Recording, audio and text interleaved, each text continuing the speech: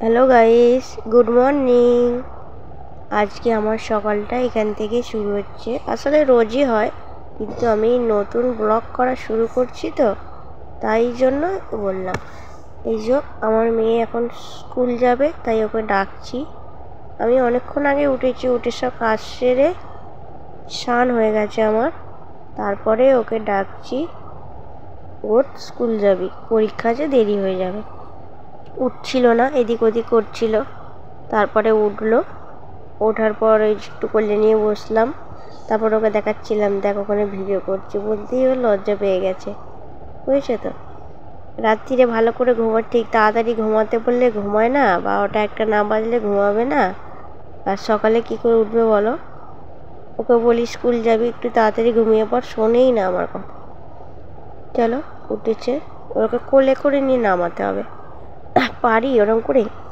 তারপরে মুখ টুক ধোয়া হয়ে গেছে, টয়লেট করে মুখ ধুয়ে ফ্রেশ হয়ে গেছে। তারপরে ওর পেটটা একটু গরম হয়েছে, তাই ওকে মৌরি ভেজানো জল দিয়েছি, ও খাচ্ছে।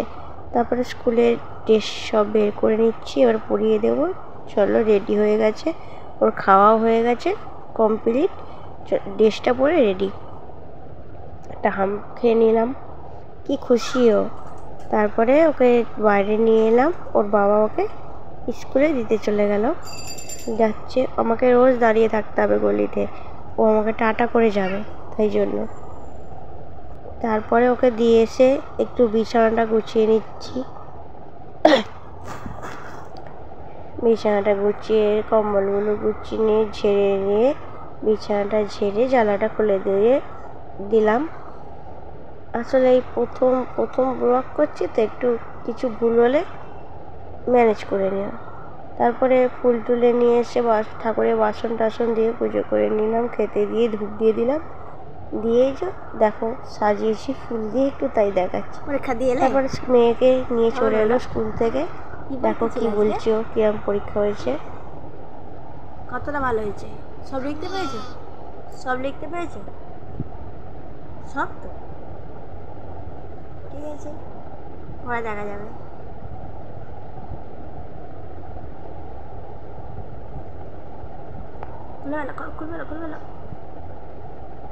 চলো খুলে দিই। তারপরে ওকে খাইয়ে দিয়েছি, খাইয়ে তারপরে ওর বাবা রুটি আলু চচ্চড়ি হয়েছিল, খেয়ে চলে গেছে। আর আলু চচ্চড়ি ও একটু মুড়ি খাইয়ে দিয়েছি। তারপরে আমি একটু ওর ভালো লাগছিল না মুড়ি খেতে, তাই আমি একটু ইয়াপ্পি করে খাচ্ছিলাম। এটা আমার আজকে টিফিন। তারপরে খেয়ে দিয়ে ওকে স্নান টান করিয়ে ওকে লিখতে বসিয়েছি। লিখতে বসে ও তো সহজে লিখতে বসে লিখবে না, 10বার টয়লেট পাবে, জল তেষ্টা পাবে, নানান জিনিস করে।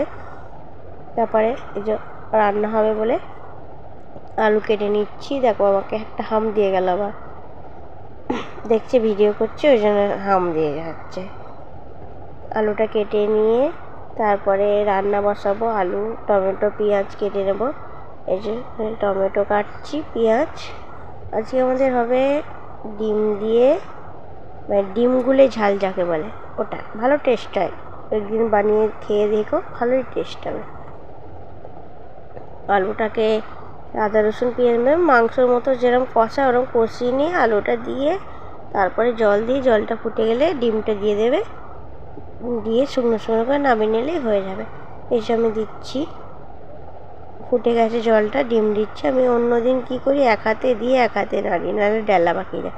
আমি এক হাতে ক্যামেরাটা ধরেছিলাম তো, তাই জন্য একটু অসুবিধে হচ্ছে। দেয়া হয়ে গেছে, একটু নাড়িয়ে দিই ভালো করে।